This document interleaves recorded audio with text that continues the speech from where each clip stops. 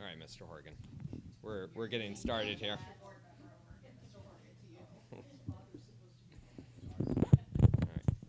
All right. Well, welcome, everyone. Thank you for joining us here tonight in person as well as online for our third and final conversation in our T. William and Patricia Ayers Global Tipping Point series. We really appreciate your interest and support as we talk through the changing battlescape. Earlier this year, we spoke about drones and how that is being reshaped. Of course, we see a lot changing in that space with Ukraine and Iran. We also hosted a fascinating conversation on cyber warfare, and I personally am very excited tonight for this conversation on weapons in space. My wife and I have the same mind because anytime I say that, we both think of pigs in space from the Muppet Show, and she may or may not have earlier today quoted that with the exact language and intonations. So we are going to have a fascinating conversation. It will be hopefully not too terrifying, but we'll do our best. But before we get started, I do want to invite Kimberly Kersey Ashby up, the president of the New Hampshire Fulbright Association, or the New Hampshire chapter of the Fulbright Association, to say a few words. And thank you for your support of this whole series and for all that we do. Thank you. Thank you. So excited to be here tonight. It's going to be a very interesting conversation, I think. So I'm Kimberly Kersey Asbury, president of the New Hampshire chapter of Fulbright Association, co-sponsor of these presentations. The Fulbright Association, for those of you who don't know, is a nonprofit organization constituted to support the Fulbright program, which is an educational exchange program of the United States Department of State. The Fulbright program operates as a partnership between the United States and local governments in over 160 countries, with funding coming from both the U.S. and foreign government. It's an exchange program, so there are roughly equal numbers of Americans going abroad and foreign citizens coming to the U.S. At the moment, there are proposed cuts to this program, so please voice your support. Proposed cuts of 78%. This is a very consequential program that reverberates through people's lives in decades to come after they go. There are a variety of different types of Fulbright grant opportunities. I wanted to mention just grants to conduct independent study abroad, but grants to pursue research, a degree or a certificate at a foreign university, or teach English in elementary or secondary schools or foreign universities. The grants for civil servants or other citizens with special expertise to learn how other places work or teach them how we do things. Grantees are often young, just beginning to build a career, but there are many senior Fulbright fellows as well. So I want to encourage everyone here, both online and in person, to look into the program and see whether there is something that would enrich your life or advance your career, and consider applying. Closer to home, the Fulbright Association here in New Hampshire seeks to orchestrate interesting and educational experiences for Fulbright alumni, to support Fulbright scholars visiting from abroad, and to engage in activities that aim to keep the Fulbright program strong. We believe the kind of outreach embodied in the Fulbright program is an essential and vital part of American diplomacy, and I invite you to help us support this important program. And thank you for coming tonight, and thank you for the work that you do here. All right. Well, again, thank you to New Hampshire Fulbright. It's been a long-standing and wonderful partnership, and I look forward to continuing to work with you all into the future, bringing great programs like this together. So tonight, we are honored to host a very interesting person, I'll put it that way. Not someone that you would necessarily think right away when you think about space warfare, as she is actually an applied ethicist with a background in philosophy, who is interested in emerging environmental technologies including what risks were warranted in taking to solve the environmental crisis. Lots going on in that space. However, she does have some very timely and important appointments. She works on the philosophy of space and is currently working on ethical and environmental problems of telescope sighting as part of the Next Generation Event Horizon Telescope. You can read more about her background online and definitely want to get into the conversation. I will say we already have our first question for you coming in from online audiences, so do keep those coming. We'll be checking on our Slido and our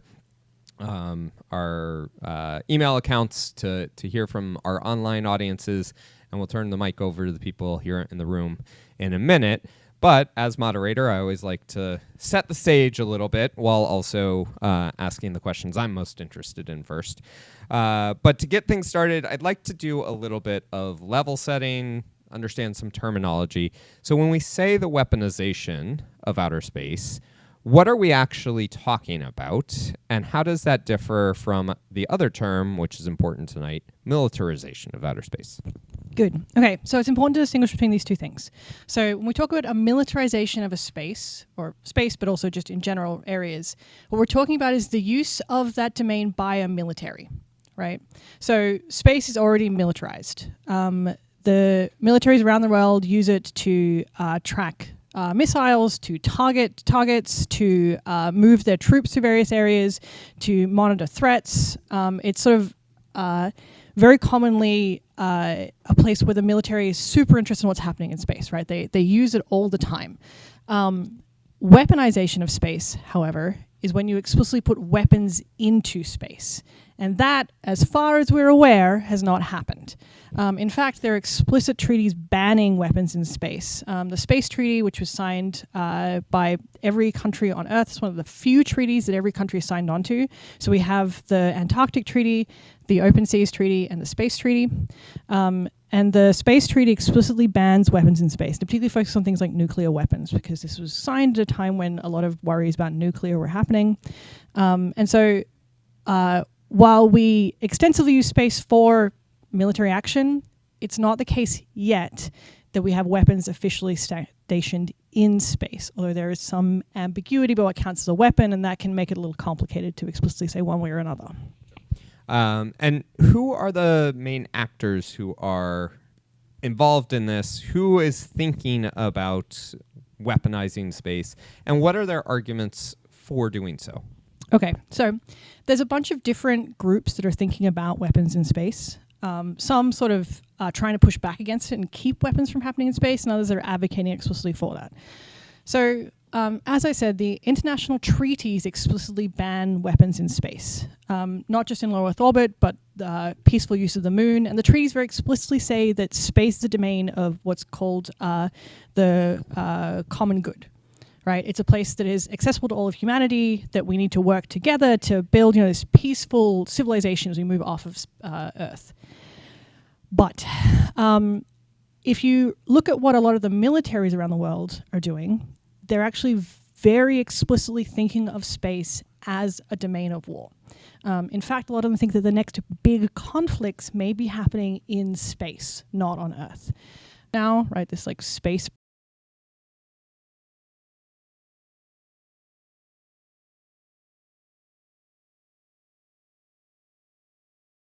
immediate withdrawal in investment in these areas, in tourism, in anyone wanting to sort of spend time or invest money into projects in these regions. We've seen it in places like Ukraine. We've seen it in places that have ongoing tensions between countries that are fighting over particular regions. And it sort of makes sense, right? You ask a scientist whether they're willing to invest, and again, space is expensive. They're willing to invest $1 billion in a new telescope to sit around the Earth. And then you also tell them that a bunch of countries have put nuclear bombs in space.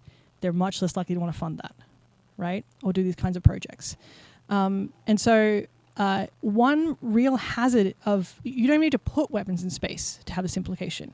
You just need to be actively talking about space as a place where we're going to be fighting wars in the next 10 years, and you are going to be people less interested in investing in space infrastructure, which, as I've said, is what enables most of modern life.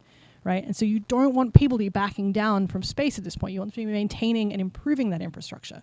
And so one worry you might have is that even just having these conversations might be harming the future of our work in space. And so I think we need to be really careful, not just about what happens in space, like from a military perspective, like actually, but like we want to maintain space as a global commons, right? It's a place that is for the benefit of all of us, all of mankind, all of us use it. It is this amazing, wonderful place that enables so many capabilities that we care about for ourselves and for especially some of the most vulnerable on the world, right? I said it before, like these groups really rely on space, whether they're remote communities looking for education or places in oppressed areas that can't get access to knowledge, right? And so we need to be really, really protective of space as a society. We can't let the militarization language take over when we do these things. So one of the ways in which the United States is talking about the weaponization of outer space is we've been talking about it since Ronald Reagan, at least, with the Star Wars system that never came to fruition. Now we have the Golden Dome, which is looking at, and the way in which the military is talking about it, putting space-based interceptors as a missile defense system. Can you talk to us a little bit about how the United States is approaching this and where that balance point is between the arguments for national security and national defense? If China and Russia are going for this stuff anyway, how can we cede that space of outer space to them? This is part of the problem, is that one country by itself can't make these determinations, right? It is very much the case that there's a bit of an arms race is kind of the right term for space, right? And the US military knows that.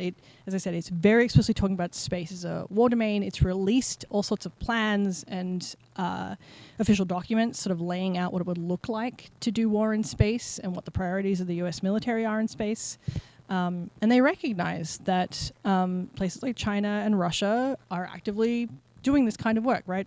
Russia has, as far as we're aware, started testing satellites that could host nuclear bombs, right? And we're also seeing a lot of action when it comes to shooting down satellites. So Russia definitely, and I think maybe India, but don't quote me on it, have both tested Earth-to-space missiles and blown up satellites that they were sort of decommissioned ones they weren't using. Which, on the Russian case, caused everyone to have to almost evacuate the ISS and the Chinese space station because they were really worried about Kessler, like these like fragments hitting everyone and like destroying the stations. And so these militaries are all seeing each other doing these things, and that's what's pushing them further and further towards the weapon option. And so, again, space is one of 3 treaties that we've all agreed to. Right? We're all on board for open oceans, for protecting the Antarctic, and for space as a global commons. And that means that any decisions we have to make, like space is for all of us, and that means that everyone has to come to the table to have these conversations. And so there just has to be some sort of global agreement about how we're going to use space and protecting it for the things that we think are important, like, again, all of the financial system. And again, like no one necessarily wants to take those things offline. Like no one's trying to actively threaten this deliberately, but they see it as like a defensive maneuver in some way, shape, or form. Yeah, I saw the congressional testimony of the commander of U.S. Space Command who was talking about it in terms of, listen, this is purely for national defense. This is not about offensive weapons in space. But at the same time, defensive weapons can signal offense or can be used offensively. Mm-hmm. So what are your thoughts, ideas, recommendations around how we should be approaching this issue, about how we should be thinking about these issues that we've been chatting about here tonight? I mean, I don't have solutions by any stretch of the imagination. But as I sort of suggested to, it has to be international cooperation. It has to be open dialogue. We're beginning to see sort of the coalescing of 2 major powers when it comes to space. And by that I mean there's the US-led alliances called the Artemis Accords, and then there's a Chinese-led effort as well. And these 2 things sort of setting themselves up in contrast to one another. And that fragmentation is a little worrying, right? Back when we were signing the original space treaties, it was via the UN, and there's always been tension. But at the time, it was Russia and America, which were the two major global powers, sort of vying for space, and both of them came to the table and had conversations, signed treaties saying no nuclear bombs, signed treaties saying no one can own the moon, signed treaties saying anyone can access things in space, signed treaties saying we're not going to put military anywhere in space. Like, these things happened. And I think we tend to be very pessimistic because we see the state of the world and we think that, like, well, how are we ever going to get anything done? Like, there's so much tension, there's so much, like, fraught history between the powers that are trying to make these moves. But, like, it is worth noting that we have done this before and has been successful, right? We have seen big powers come to the table and have very meaningful conversation and make changes. It's not some sort of hopeless task. We can, in fact, expect these groups to work together in some way, shape, or form. We just need to make sure those things are happening.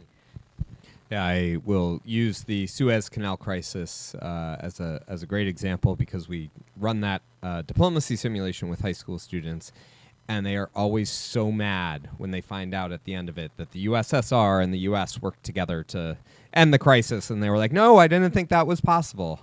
So there are opportunities for cooperation that can bring about positive change. Yeah, I mean, look, everyone always thinks that the space race was super antagonistic, right? The original one back in the day. It was, the US versus Russia. Who could get to space first? Who could get to the moon? Everyone's like stealing each other's secrets. It was very antagonistic. If you actually look at the history, all the scientists were talking to each other. They all knew what was going on. No one was surprised by Sputnik, right? No one was surprised by any of the launches. It wasn't sort of some deep state secret. Like, everyone was like very much on the same page. They were passing data. They were passing technologies back and forth. Like, we have this narrative of a lot of these like histories of space being very conflict oriented. And in fact, space is incredibly cooperative. You cannot do space stuff without huge arrays of people behind you, helping build the technology, maintain the technology, advance your knowledge of these sort of systems, right? You need the sort of like transnational cooperation. Like, even the US by itself is not currently able to do the kinds of things that space it can do without all of its allies. And so, like, space is a cooperative domain. We just need to figure out better ways to move that forward on a global scale. So we're about halfway through. I'd love to turn the mic over for anyone in the audience who has a question. We do have a microphone in the back. So we'll pass that around just to make sure our online audiences can hear, because I think we've resolved our internet issues. There has been talk over the years, and even lately, about putting a base on the moon. And 2036. And it's natural that another country will want to put a base on the moon, and another country will want to put a base on the moon, and eventually those countries with bases on the moon are going to disagree about how the moon's resources are being utilized, or or where the boundary lines between each goes, and it's only natural that societies will be in conflict and maybe even go to war. Given the reality of that's how societies operate, would you say putting a base on the moon is a fair idea? Okay, let me counter this. A lot of countries have bases in Antarctica, and we don't go to war over Antarctica. And in fact, space has way fewer resources than Antarctica in terms of things we might want, right? Like, not in a like, oh, they're going to be fighting over resources, but just like, no one really knows what a profitable thing for the moon might be. Like, maybe helium-3, but it's so expensive to mine and bring back to Earth that, like, I've seen basically no like actual attempts to figure out what the benefits of the moon might be beyond being a space for then moving on to things like Mars, right? Like, it's a stepping stone. It's not a final destination. So I think you're right. Lots of people are going to want some sort of moon base. And there is not that many places you can build a moon base on the moon. Everyone thinks the space is very big, but in fact, there are things you're looking for to build a moon base. You want sunlight, because you want solar. But you cannot build your base in sunlight because you will cook. So you need to have shadow as well. And you want the shadows to be deep enough that you get regolith with ice. So you can have water. And that only really exists at the poles, right? Anywhere else on the moon gets too much sunlight, all your water's disappeared. Or it shifts from like day to night, and so you don't have constant power. So any moon base we're building them on the poles. And there aren't that many like craters that fit this. So like there's a bit of a, I suspect there'll be a bit of a race for space on the moon. But that said, again, I'm being maybe a little optimistic here. But if you look at things like the Antarctic model, like plenty of people have bases, everyone cooperates. In fact, there are explicit treaties about like rescue in space, where like every country is obligated to rescue astronauts from any country at any point in time. It is a like legal obligation to go out and help people as necessary. There are also things like, as with Antarctica, you're not actually allowed to prevent anyone from going anywhere on the moon. Now, functionally, we'll see what that actually looks like, but legally, no country is allowed to disbar another country from anywhere on them. So if you build a space race, technically everyone can access it. It's not going to work out quite that way, but like there are sort of already pre-existing things in place to help establish a more smooth movement to having multiple bases and access to things on the moon. So I'm actually not that pessimistic about moon bases. I actually think it's a very exciting and interesting opportunity to like prepare ourselves for whatever comes next. And there's a bunch of cool science you can do on the moon that you can't do anywhere else, right? Think of like amazing telescopes that go beyond anything we can do on Earth. Or I was just chatting with a group that's thinking about biobanking on the moon. One of the things you're going to have to help us. Yeah, with sorry, that. give me a second. There's has anyone heard of the Svalbard seed bank? Yeah, okay. So there is a bunch of places on Earth where we're trying to preserve biodiversity by storing genetic material, right? Because, you know, the species is going extinct, because you might need backups to your agricultural systems, for example. A lot of places bank their agricultural seeds because they're worried that during like a catastrophe, like a wildfire, you might lose biodiversity and your like important agricultural crops. Or, you know, you're losing this endangered species, you're down to like 5 of them, that's not enough for a breeding population, you need to pull back from the banks to like artificially inseminate, all sorts of things, right? People store biodiversity in like sort of frozen areas, they're called frozen zoos. There's a group that's trying to build a comprehensive biobank for biodiversity loss on Earth, right? This was Smithsonian, they're really interested in trying to figure out ways to like build a big biobank. But one thing they're worried about is like biobanks require very cold temperatures to work. So if you lose power, if something goes wrong, you lose the entire set of things. And you can diversify, you can move them to different places around the Earth, but like in a real catastrophe, you might actually lose a bunch of biodiversity. It turns out that if you bury about 3 meters into the moon, it all sits at exactly the right temperature to keep all of these genetic codes perfectly usable for the next 100,000 years. Right? And so like there are all these interesting uses for places like the moon that people don't really think about for like science, for, you know, preserving biodiversity. These samples could also be used for things like terraforming down the line, right? Like these incredible projects that like only being on the moon lets you do. I won't ask you to have an answer for this, but I would be really worried about the meteorites that constantly pelt the moon and hitting my base. Yeah, that is a worry. I've talked to the head engineer. We've thought about it. Radiation's also a problem. You don't want to irradiate your samples. But if it turns out you just dig deep enough, you're probably fine. So are there treaties, international treaties, that are in place now that set forth rules for various countries in terms of how they can deal with the moon? Yes. There are a couple of different treaties. The original space treaty details that, again, you can't own the moon. That is a critical piece of it. Or, let me rephrase that. No country can own the moon. You can't claim property on the moon. Now, America, we signed that one. We haven't signed the subsequent moon treaty, which does some slightly different things, but we did sign the original one saying we can't own the moon.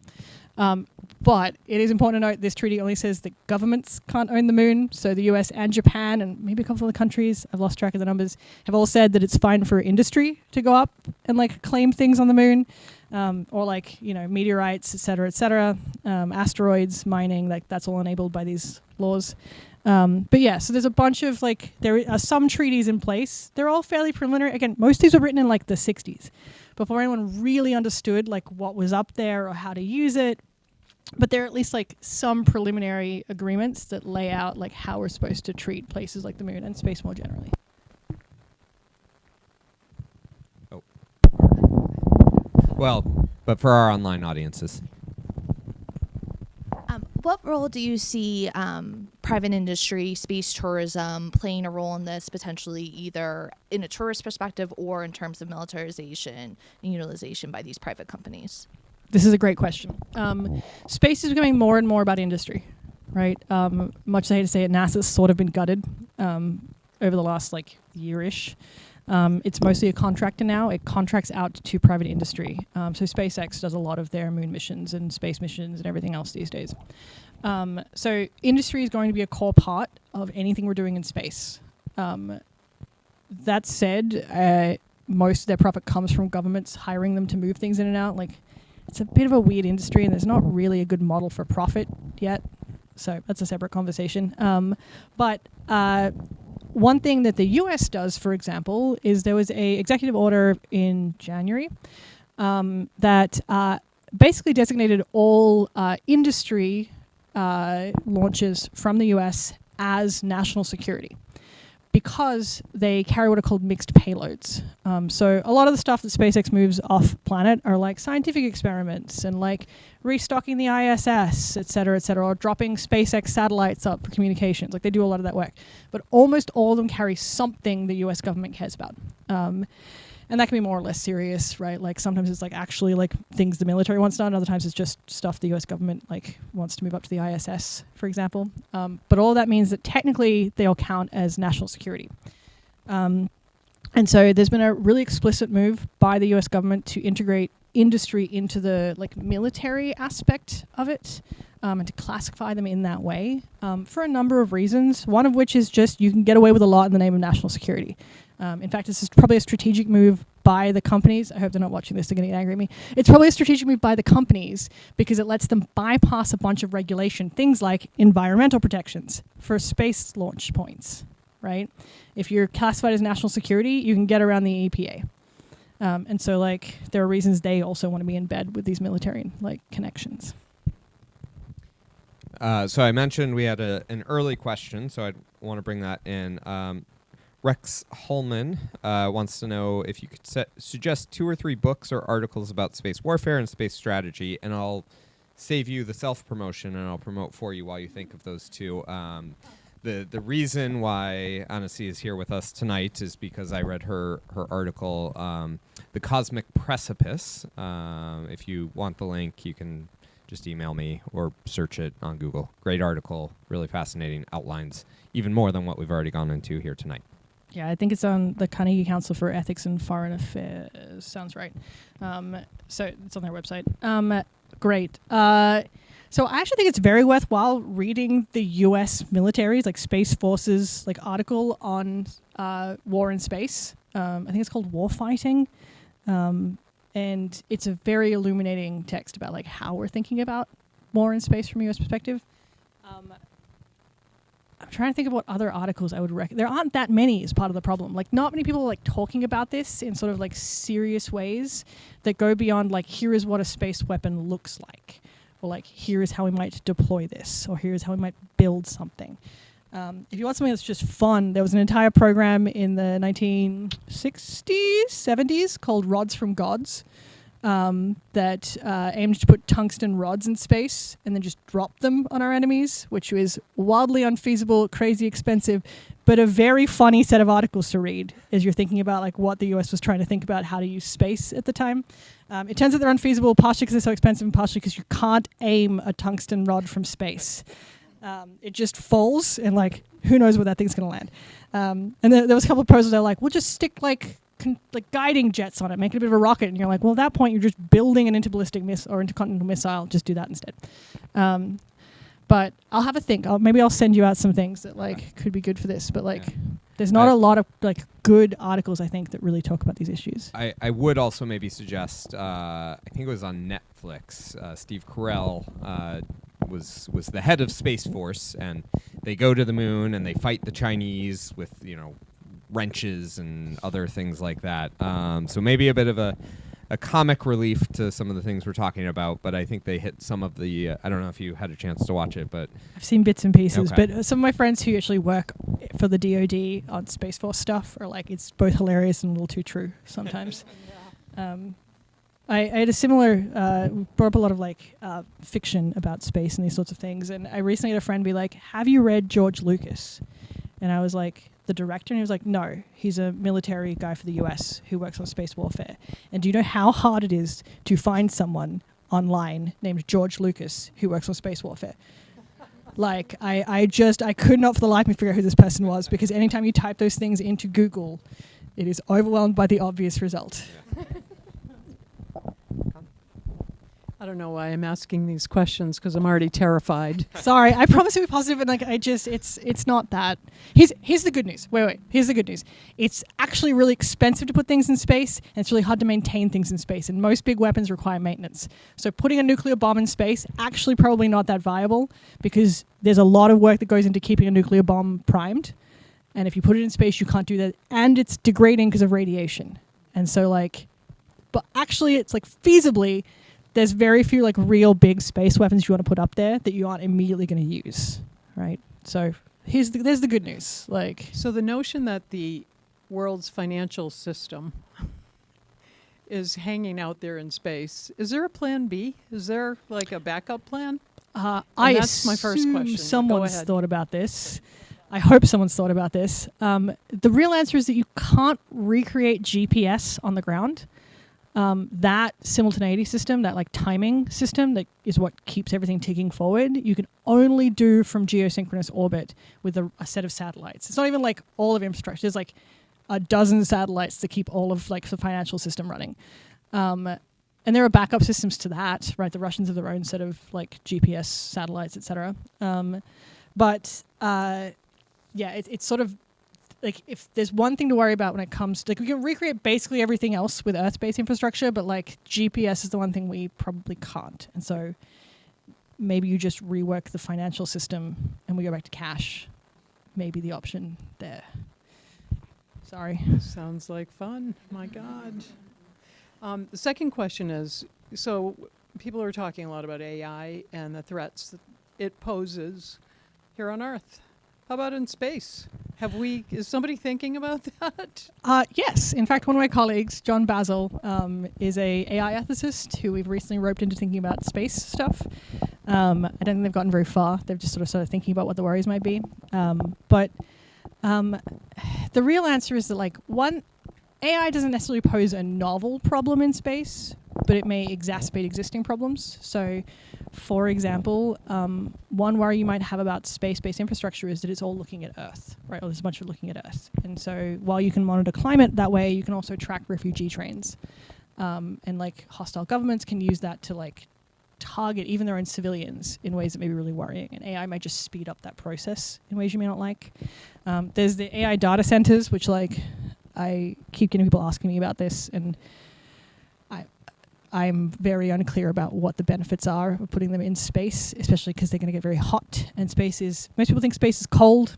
Space is a vacuum. There's a difference. I don't know how they're going to keep these things running. So that's one way that like AI might interact with space. But actually, I think AI does some really cool stuff in space. So you mentioned in my introduction, I work with the Next Generation Event Horizon Telescope. I'm a fellow at the Black Hole Initiative. I work with a lot of scientists on space projects. Telescopes take an ungodly amount of data. Like the entirety of the internet per second. Oh, God. Sorry. The entirety of the internet per second comes into some of these telescopes. And then they have to throw out almost all of that, right? Like you just can't store that. You just hope that you're combing through and you find, like, you're looking for certain signals, you pick those out, you keep that data, you throw everything else out. Like AI is a pattern recognition machine, right? Like it's something that actually we can harness to do incredible science in space, because it's so good at like combing through this data. And so there's lots of actually interesting ways that AI can really help with a lot of space projects.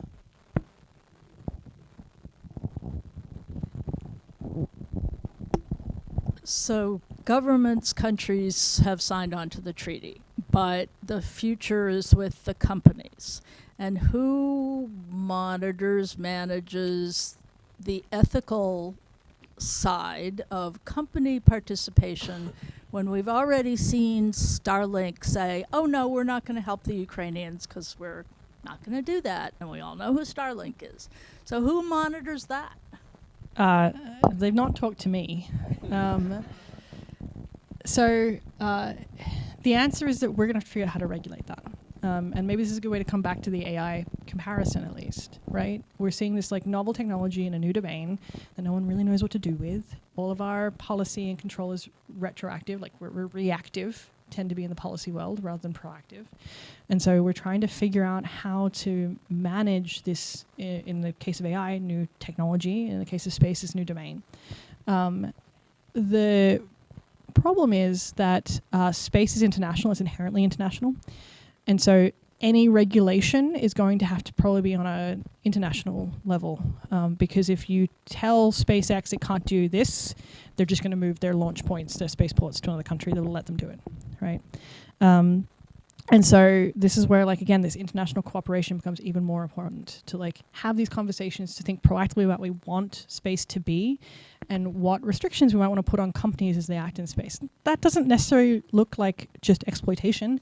We might want to observe quarantine between here and space. There are reasons to not let everyone just like throw things up and down to other planets and other celestial bodies because, well, it may not even be like alien. It may just be that things mutate in space and we don't want to bring things back down.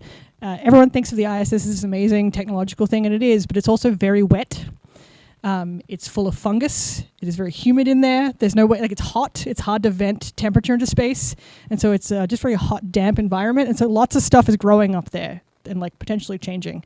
That's going to happen with your moon base. There's just, we might want to observe quarantine. And so like you might want to have international regulation about like where companies can dump material from like space on Earth or Earth on space, that sort of thing. So, but yeah, it's going to have to be some sort of international regulation. But the places like the US can start those conversations. Most of SpaceX's infrastructure is here.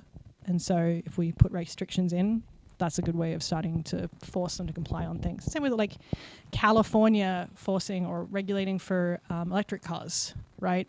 Changes the entire global landscape for those things.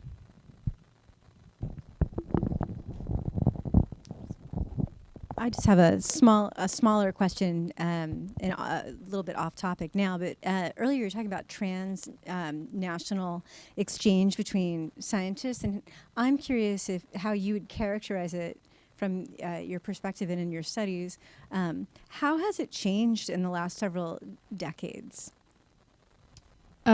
So I should say that my co-author, Maya Cross, is another professor at Northeastern. She's an expert in transnational scientific cooperation. If you want her writing, she writes on space stuff. She's very worth. There you go. There's what you should read on space. She has some books that talk about these sorts of things. But from my own perspective, I don't think that much has changed. Like, I work with scientists all the time. Like, there are some restrictions. I work a lot with the Center for Astrophysics at Harvard, and that's a joint program between Harvard and Smithsonian. Smithsonian is government. That means they can't officially work with the Chinese, for example. Like, it restricts what kind of collaboration they can do and what data they can share. But, like, everyone's talking to each other. Everyone's going to the same conferences, right? Like, you go to the big, astronomy conferences, and, every country is represented. Everyone knows what everyone else is doing. There's a lot of trade and cooperation. I don't think it's, despite the surface level politics, I don't think there's any, real change to the fact that scientists come from everywhere and move to everywhere and talk to everyone.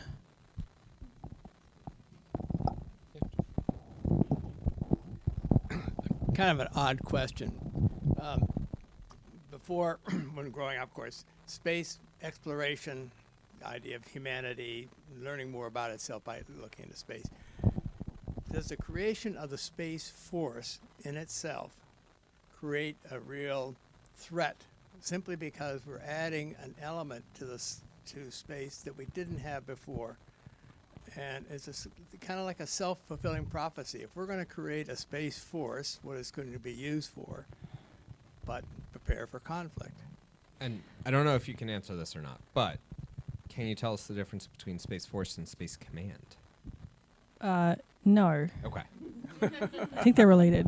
They're related, but I forget the exact distinction. But Yeah. Space Force is about the warfighting and ground-based to space. Space Command is about just space stuff in assets. general, yeah. So Space Force, as you point out, is explicitly brought in, it is a war fighting as part of the U.S. military. And you're right, there is a sort of what's called a lock-in effect happening, where like if you talk about it as if it's going to happen, it's more likely to happen.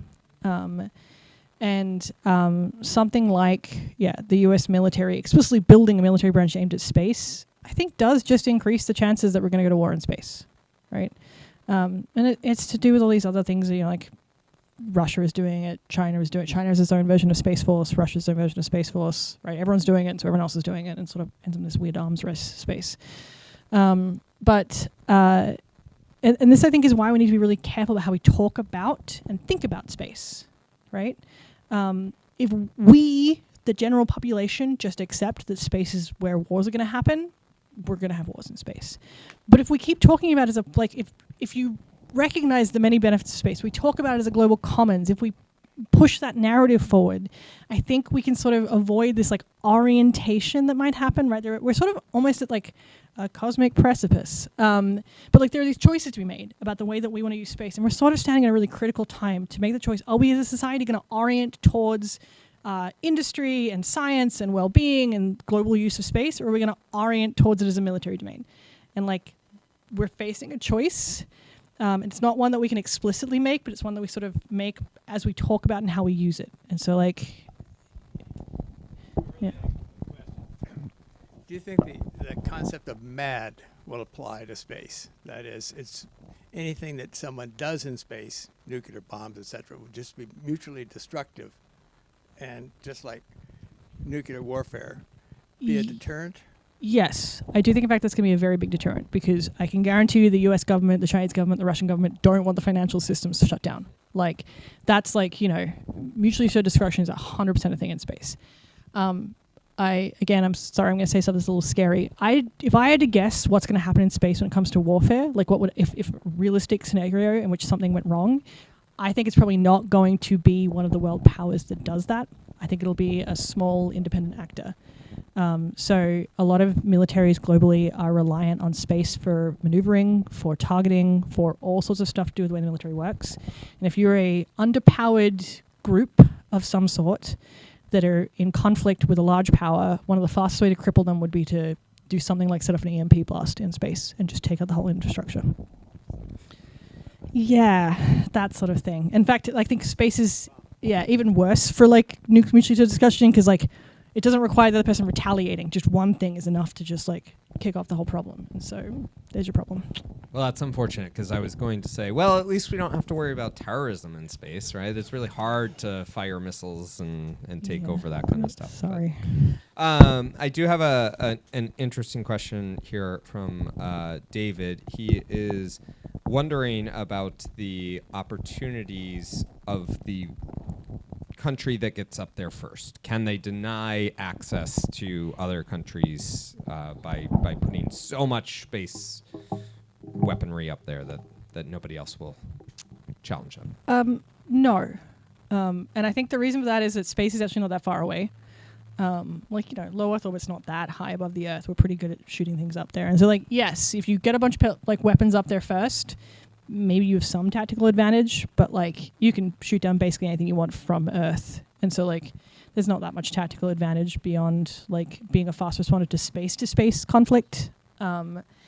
So no, I don't think there's any way for one group to lock another one out. Now, that's not the case with space infrastructure more broadly. Space, as I said, is not that big, and we're seeing an acceleration in the amount of objects in space. And you only put so many things up there before you significantly increase the risk of things hitting each other. And so one of the things we're seeing right now, groups like SpaceX are racing to get as much in space as possible, right? They're claiming that region for themselves.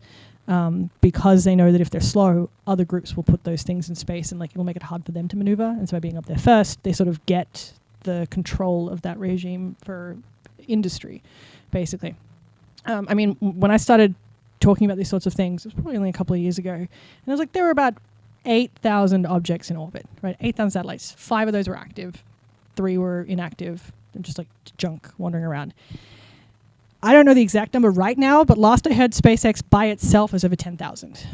And that's just SpaceX, right? That's not counting all the other industry groups. China, 2025, there was some 5,000 satellites in space just for China, the government. Like we're rapidly filling space, sort of an exponential curve of objects in space. And so everyone's racing to claim that space, for want of a better term. So that's the real race right now. It's not going to be weapons. You don't need a lot of weapons in space to deny everyone space. You really just need one big EMP bomb. Okay. Well, my final question, which hopefully is not viewed too off the wall, but we've seen releases of UFOs and all of that. Don't we need weapons in space to protect us from the impending invasion of aliens? Look, if they're getting it to Earth, we're fucked anyway. like if they've made it here, they're so think of any civilization that was less technologically advanced meeting a more advanced one. Like that's us. If anyone's getting to Earth, right? So no, like I guarantee you, a nuclear bomb's going to do absolutely nothing against anyone who manages to get here. We just got to hope they're being friendly rather than like opportunistic. I'll give another movie recommendation. Mars Attacks. Solid. That maybe traumatized me as a kid. Yeah? Yeah, that was like very small. I watched it behind my parents' backs. They like had it on a TV and I like snuck out and watched it. I think I just saw the scene where the guy gets lasered and like turns to a skeleton and like I legit thought that was a horror movie for years. And I finally saw it on TV again and I was like, oh, this is a comedy apparently. So. And that's how you became a space And now I'm a space ethicist. Well, thank you so much for joining us here tonight. Thank you to our in-person audience and our online audiences who stuck through our technical difficulties. We'll blame the aliens for that. But I really appreciate your interest, your support from the New Hampshire Fulbright chapter, and we look forward to continuing conversations in the fall. Our next event will be our annual meeting on June 9th. We hope you'll join us for a retrospective of what 2025 was and where we're headed as an organization. And then we'll have fascinating conversations like this one for you in the fall. And we hope you'll join us. So thank you so much and enjoy your summer. Thank you for having me.